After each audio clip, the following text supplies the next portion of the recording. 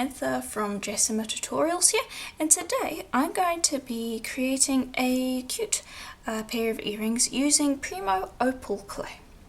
Now, this was based off of a photo of opal that I saw, but I'm not going to try to get it exactly the same as the stone. I've just used that as a launching point for today. So this is a piece of Primo Opal clay that has been rolled out to about 1 millimeter thick. And you could create your own opal clay by adding these mylar flakes into translucent clay if you want to, but Primo Opal works quite well for this. Right, and then I've got some alcohol inks that I'm going to be using as well. These are metallics, but you can use non-metallics if you want to. Okay, and what I'm going to do is I'm just going to apply those, and I've got a brush ready to go when I do this so that I can just streak it over. And all I want to do really is to just lightly stain the opal clay so that it's got a little more colour variation. So just drop the ink down and then immediately space it out so that a drop shape doesn't form on your clay. Because if you leave the ink there, it ends up creating a drop shape.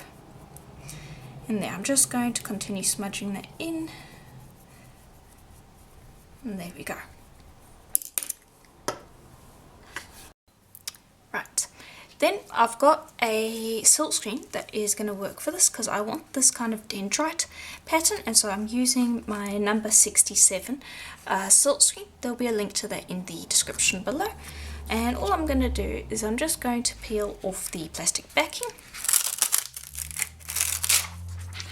and then apply it to my clay.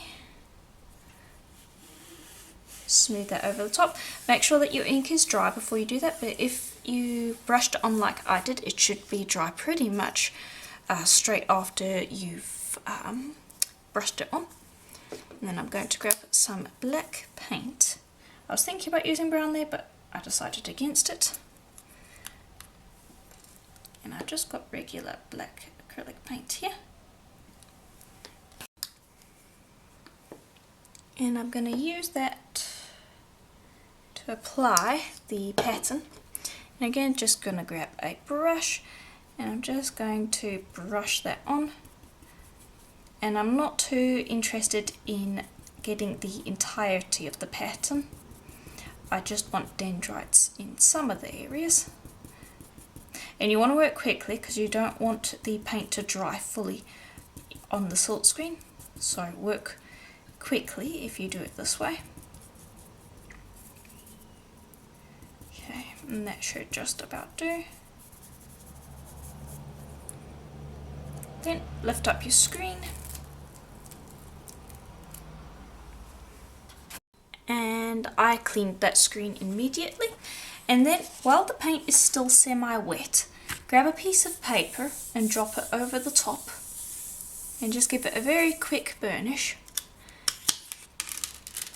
and lift up to just kind of lift a lot of that harsh colour off, and it will create a little bit more of a lighter effect. That is something that I like. You don't have to, you can skip it and just keep it, you can just keep it with the really dark black, but I think that this looks quite nice. Then I'm going to grab some regular translucent opal clay that doesn't have any of the inks on it, and I'm actually going to patchwork it on. And again, you want to try to get a nice piece of thin clay for this, but just patchwork it on over the top of the clay, and this will create a little more of an uneven effect later once I smooth this out. And I'm using regular coloured because I don't want to double up on that ink effect. Okay. Then just grab a piece of paper and roll that flat so that you smooth everything out.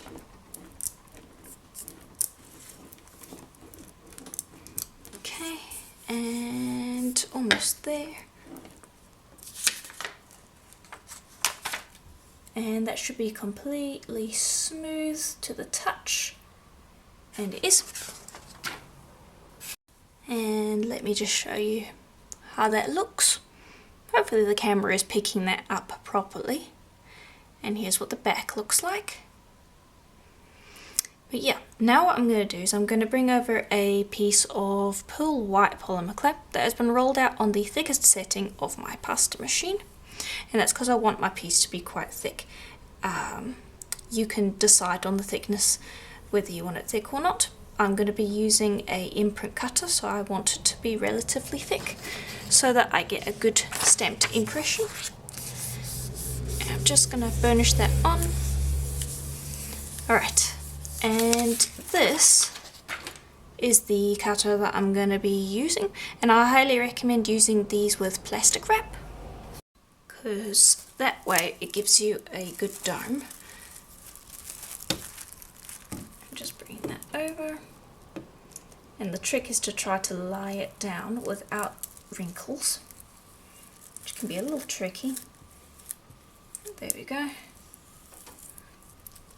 Alright, and then you're going to grab your cutter and just decide on a spot that you like, and I actually like to use my roller so that I can get nice even pressure, because it can be a little tricky with the cling wrap or the plastic wrap, just because it creates tension, so you want to make sure you get a good cut.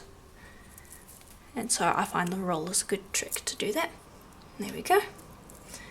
And then I'm going to cut another piece right there. There we go. Then just lift the plastic up. There we go.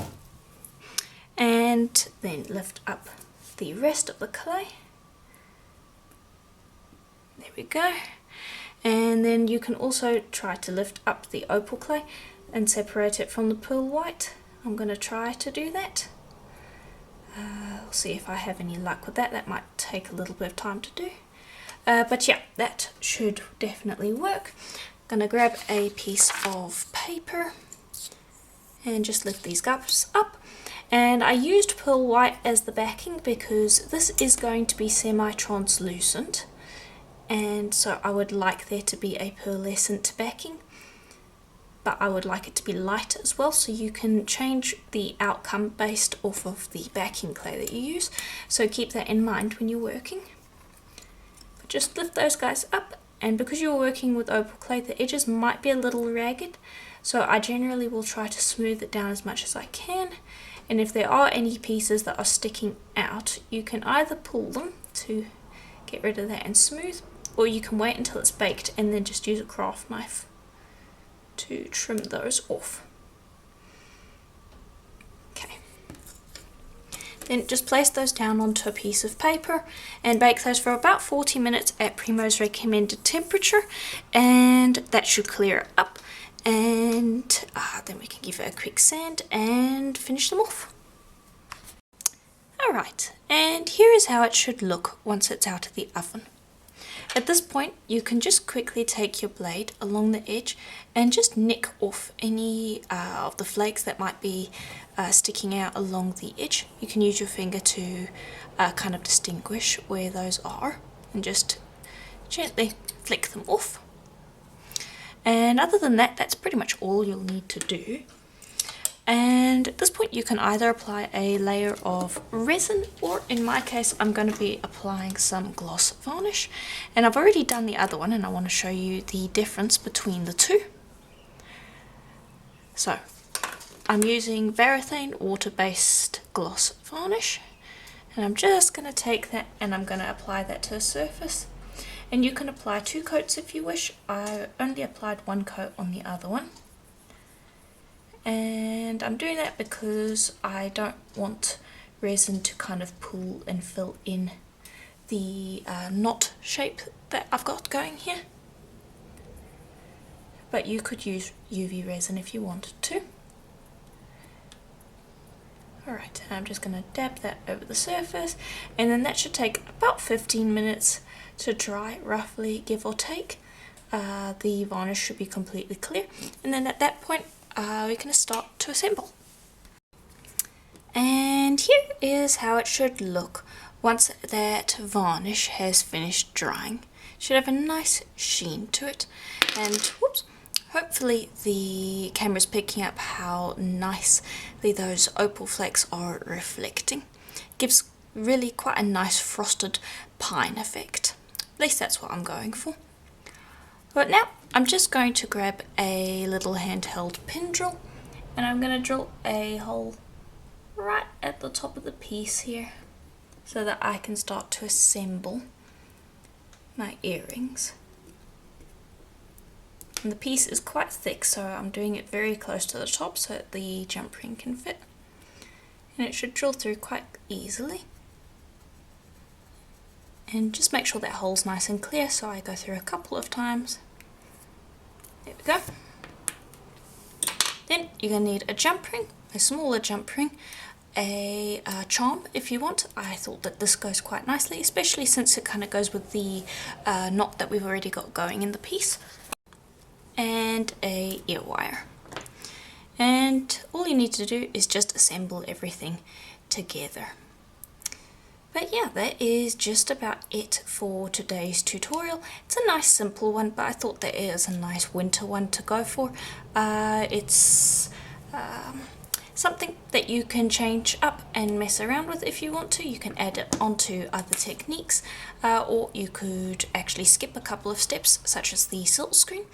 So yeah, feel free to play around with it and let me know what you thought in the comments below. If you have questions, leave them there and I'll get to them as soon as possible.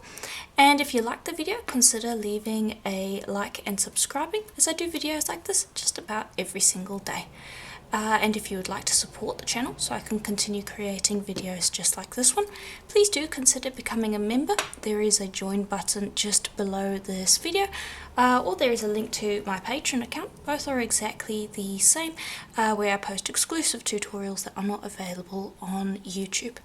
Another way to support the channel is to check out my Etsy store, where I sell things such as the cutter that I used in today's video, or the silk screen. There's a bunch of polymer clay related tools and supplies there, and it's a great way to support the channel while getting yourself a couple of cool polymer clay related tools and supplies. But yeah, that is just about it. I do hope you enjoyed, and I will see you in the next one. Bye for now.